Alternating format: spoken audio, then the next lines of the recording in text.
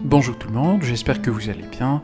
Bienvenue dans cette vidéo dans laquelle on va discuter une prolifération mélanocytaire bénigne qu'on appelle le névus de Spitz. C'est une entité qui a également d'autres noms. On l'appelait auparavant, un nom qui n'est plus utilisé maintenant, le mélanome juvénile bénin. On l'appelle également le névus à cellules fusiformes, le névus à cellules épithéloïdes, le névus à cellules fusiformes et ou épithéloïdes, ainsi que le névus à grandes cellules fusiformes et ou épithéloïdes. Ça reflète en quelque sorte la composante cellulaire mélanocytaire qu'on va observer, notamment qu'il y a deux types de mélanocytes qui vont être observés avec une fréquence plus importante des mélanocytes qui sont d'aspect fusiforme. Le névus de Spitz, c'est une pathologie qui va toucher essentiellement les adultes jeunes ainsi que les enfants, avec une prédilection pour la tête, le cou, le tronc, ainsi que les extrémités, surtout au niveau de la cuisse. Sur le plan clinique, on aura une lésion qui est papuleuse, ça veut dire surélevée, de couleur qui est rose. On verra dans la description morphologique la raison pour laquelle on aura cet aspect rose de la lésion, et puis on pourra également avoir une teinte qui est semblable à celle sur la peau adjacente. Dans cette vidéo, on va voir l'aspect morphologique de ce névus de Spitz en se basant sur notre lame virtuelle.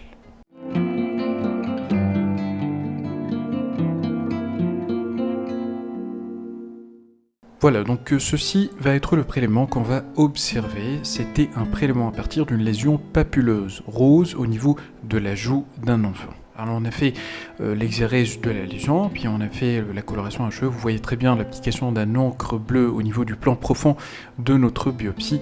Et puis on a cette lésion qui est d'aspect un peu surélevé, ce qu'on va appeler un aspect endome, et ça explique l'aspect papuleux de notre lésion. Voilà, donc on voit différentes parties de notre peau, notamment notre épiderme, c'est un prélèvement cutané qui est bien orienté. On a également notre derme en bas et puis quelques lobules adipeux, mais on reste sur un prélèvement qui est assez superficiel. Alors, on voit très bien qu'on a notre lésion, qui est la prolifération mélanocytaire de ce névus de Spitz, et cette lésion, elle est répartie en deux composantes. Donc on a au niveau de la jonction dermo-épidermique, une prolifération sous forme de nid, ça fait la composante jonctionnelle, et puis on a une deuxième composante qui est présente au niveau du derme. Et donc c'est un névus de Spitz, dans sa variante, si on peut dire, composé, ça veut dire comportant à la fois une partie jonctionnelle et une partie dermique. Il faut garder à l'esprit qu'on peut avoir également des exemples de névi de Spitz qui ont uniquement une composante jonctionnelle et d'autres qui auront uniquement une composante dermique. Cette forme, ça veut dire ce qu'on est en train d'observer, la forme composée, c'est la plus fréquente.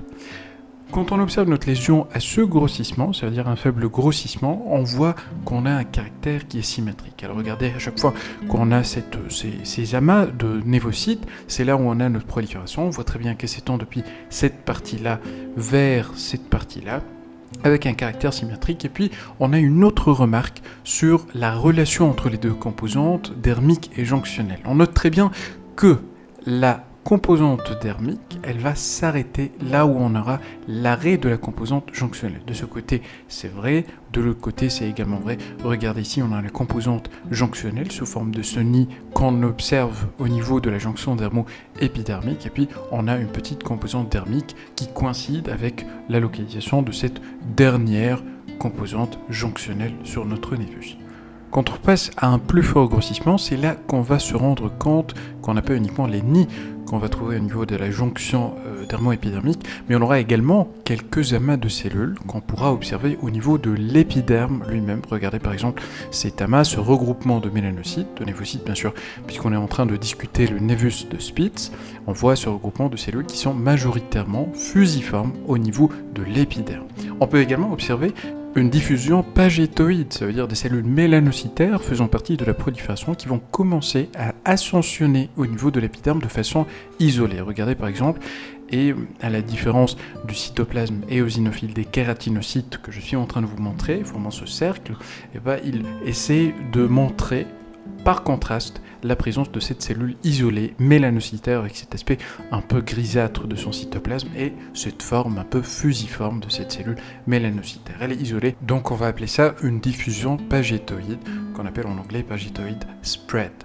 Bon, alors je reviens maintenant vers notre partie centrale de la lésion afin de passer aux caractéristiques cytonucléaires. Et là, on va découvrir qu'en plus de la possibilité d'avoir une diffusion pagétoïde, une des caractéristiques des mélanomes, on a également les cellules qui présentent un aspect qui est inquiétant, vu leur grande taille, et d'où également le nom de ce névus de Spitz, qu'on appelle également le névus à grandes cellules fusiformes et ou épithéloïdes. Regardez très bien au niveau de ce regroupement, au niveau de cet amas, on a souvent, ce qu'on voit ici d'ailleurs sur cet amas, la présence de cette fente de rétraction qui est assez blanche, qui va entourer nos cellules mélanocytaires et également elle va assurer la séparation de ces dernières de l'épiderme qu'on voit. Donc on trouve ça assez souvent sur les différents nids, comme par exemple ici on voit très bien cette fente de rétraction à ce niveau.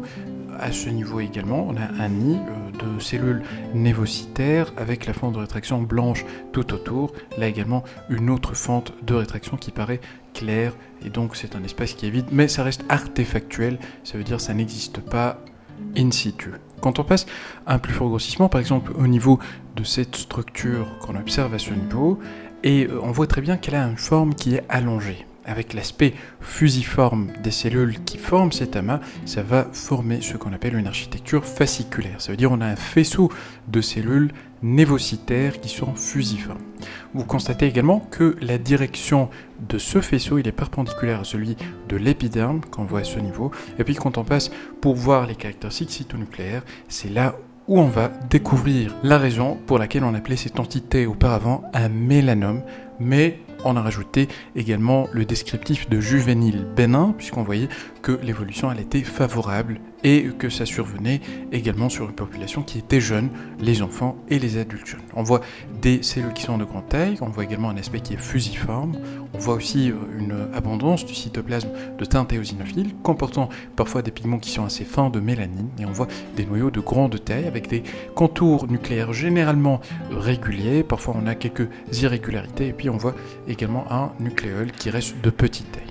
Alors la deuxième composante, le deuxième type de cellules mélanocytaires, ça va être le type épithélioïde. Il faut savoir qu'il est moins fréquemment rencontré dans les névis de Spitz. On voit ça surtout au niveau du deuxième amas, du deuxième regroupement qui forme un nid de cellules mélanocytaires, et on voit que mélangées à ces cellules d'aspect fusiforme, elles sont bien allongées, on a la présence de quelques cellules de forme arrondie ou bien ovalaire, c'est la forme épithélioïde. Il faudra se rappeler que dans 45% des névis de Spitz, on a une composition cellulaire uniquement faite de cellules fusiformes.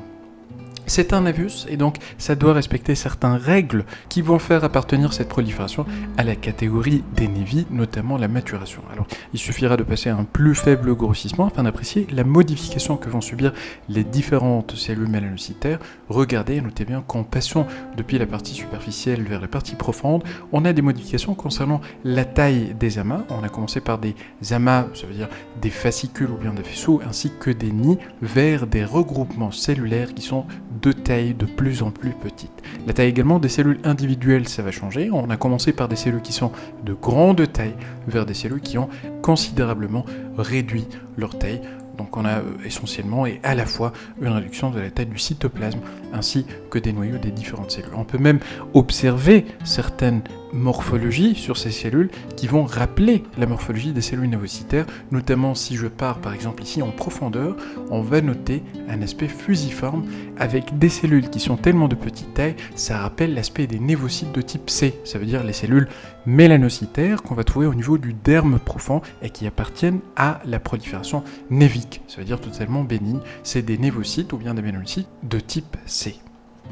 Alors en même temps, il est possible également d'observer des cellules qui sont multinucléaires. Rappelez-vous que c'est possible également sur les proliférations néviques banales, notamment ici, vous voyez une cellule géante avec plusieurs noyaux au niveau de ce cytoplasme relativement abondant par rapport à celui qu'on objective sur les différentes autres cellules. Le névus de Spitz présente également d'autres modifications, bien sûr, qui vont accompagner la prolifération névocytaire, et ça correspond à des modifications au niveau de l'épiderme. Notez bien la différence qu'on a concernant l'épiderme qui surmonte la lésion par rapport à l'épiderme normal. Regardez, il y a une grande différence. On a une hyperplasie qu'on va appeler une hyperplasie pseudo-épithéliomateuse. On a une expansion, surtout aux dépens des crêtes épidermiques, avec une hyperplasie de toute l'épaisseur de l'épiderme. Et on a cette expansion, ce qui va donner cet aspect globuleux aux différentes crêtes épidermiques qu'on est en train d'observer. Parmi les autres modifications, on trouve également une richesse en vaisseaux au niveau du stroma, qu'on va trouver de part et d'autre de la prolifération mélanocytaire, notamment ici, vous voyez plusieurs lumières. Bien sûr, il y a la première possibilité, c'est que ça soit une fente de rétraction, ce qu'on avait objectivé tout à l'heure, mais la deuxième possibilité sera avoir des lumières vasculaires, notamment tout ce qu'on voit ici, là également, là et là. Et ça va expliquer en fait l'aspect rose de la lésion sur le plan macroscopique. Donc voilà, en tout, c'était les différents critères pour poser le diagnostic d'un névus de Spitz. Donc en tout, on a une lésion qui est symétrique, avec les deux composantes qui arrivent au même niveau, c'est-à-dire la composante dermique ainsi que la composante jonctionnelle. On a une maturation qui est assurée. On a l'aspect surtout fusiforme des cellules, avec également des cellules d'aspect épithéloïde. La maturation, c'est la réduction de la taille de l'architecture, ça veut dire la taille des différents nids, la taille des cellules individuelles également. On peut même observer des cellules rappelant l'aspect de Nevi qui sont banaux. On peut avoir également des cellules géantes, c'est tout à fait normal. Et toujours se rappeler qu'il y a possibilité d'observer des nids à l'intérieur de l'épiderme, possibilité d'observer également une diffusion pagétoïde, et ne pas oublier aussi un certain corps globuleux qu'on peut rencontrer, qui a un intérêt diagnostique important, qu'on appelle les corps de Camino. C'est des globes éosinophiles qu'on trouve au niveau de la couche basale. Je ne les ai pas montrés parce qu'on ne peut pas les trouver sur cet exemple. C'est des corps qui sont PAS positifs et trichrome positif. Alors je passe maintenant à la récapitulation concernant le névus de Spitz. Je vous mets bien sûr en description le lien pour la lame virtuelle qu'on était en train d'observer. Et puis c'est un névus qui a été nommé de différentes manières, notamment on l'appelait avant, ce qui n'est pas utilisé actuellement, mélanome juvénile bénin. On appelle ça aussi le névus à cellules fusiformes épithéloïdes, le névus à cellules fusiformes, le névus à cellules épithéloïdes, ou bien aussi le névus à grandes cellules fusiformes et ou épithéloïdes. Sur le plan épidémio, ça touche les enfants et les adultes jeunes. Les sièges de prédilection seraient le tronc, la tête, le cou, ainsi que les extrémités, surtout au niveau de la cuisse. Ça se manifeste sous forme d'un nodule, avec un aspect endome, et puis la couleur va être soit rose, ou bien c'est la même couleur de la peau adjacente. Souvent, cliniquement, ça va être confondu avec un hémangiome. Microscopiquement, on a souvent le type composé, c'est le plus fréquent, avec une composante dermique qui dépasse la composante jonctionnelle en matière d'abondance. Et puis, elle peut être également, cette prolifération, soit jonctionnelle ou bien dermique pure.